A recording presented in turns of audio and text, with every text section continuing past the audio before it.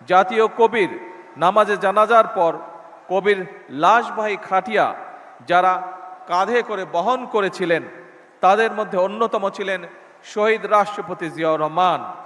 কাউকে সম্মান জানালে নিজের সম্মান নষ্ট হয় না, বরং বিনয় মানুষকে মহিমান্বিত করে। পরম প্রিয়জন আমাদের জাতীয় কবি কাজী নজরুল ইসলামের ১২৭তম জন্মবার্ষিকী। তার চির অম্লান স্মৃতির প্রতি জানাই গভীর শ্রদ্ধা এবং ভালোবাসা। কৃতজ্ঞতার সঙ্গে তাকে স্মরণ করছি, আমি তার মাগফিরাত কামনা করছি। সম্মানিত সকল প্রিয় ভাই বোনেরা, ২০০৬ সালের পর থেকে জাতীয় কবির অমর স্মৃতি বিজড়িত ত্রিশালে জাতীয় পর্যায়ে নজরুল জয়ন্তী উদযাপন হয়নি। প্রায় ২ দশক পর আজ পুনরায় রাষ্ট্রীয়ভাবে জাতীয় কবির জন্ম জয়ন্তী আয়োজন করতে পেরে সরকার গৌরব বোধ করছে। যারা মুরব্বী আছেন অনেকে হয়তো একটি নামের সাথে পরিচিত। আমি এইরকম একজন মানুষকে গভীর কৃতজ্ঞতায় স্মরণ করতে চাই। তিনি ছিলেন মরহুম দারোগা রফিজুল্লাহ। এই মানুষটি ২০১৪ সালে কবি নজরুল ইসলামকে ত্রিশালের কাজীর শিমলা গ্রামে নিজ বাড়িতে এনে আশ্রয় দিয়েছিলেন। উপস্থিত সুধীবৃন্দ, আমাদের জাতির শ্রেষ্ঠ সন্তানদের যদি আমরা গভীর শ্রদ্ধায় স্মরণ কিংবা বরণ করতে না পারি, এটি তাদের নয় বরং জাতি হিসাবে আমাদেরই দৈন্যতা প্রকাশ পায়।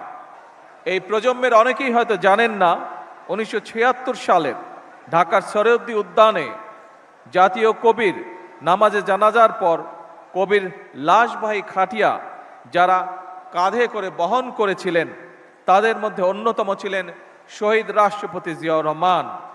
১৯৭৯ সালের ২৫শে মে জাতীয় কবির জন্ম জয়ন্তী উপলক্ষে ঢাকার ফার্মগেট থেকে ঢাকা বিশ্ববিদ্যালয় কবির মাজার পর্যন্ত অনুষ্ঠিত একটি র্যালিতেও অংশ নিয়েছিলেন শহীদ রাষ্ট্রপতি জিয়াউর রহমান।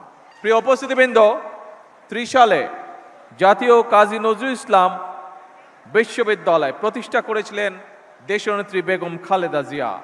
এভাবে জাতির কবির প্রতি সর্বোচ্চ শ্রদ্ধা এবং সম্মান প্রদর্শনের মাধ্যমে প্রমাণিত হয়েছে কাউকে সম্মান জানালে নিজের সম্মান নষ্ট হয় না, বরং বিনয় মানুষকে মহিমান্বিত করে। আমি মনে করি এইসব কালজয়ী আদর্শ থেকে দূরে চলে যাওয়ার কারণেই বর্তমানে আমাদের সমাজে মূল্যবোধের অবক্ষয় দৃশ্যমান। সম্মানিত সুধীবৃন্দ, আমাদের জাতীয় ইতিহাসে অবিস্মরণীয় নাম কাজী নজরুল ইসলাম।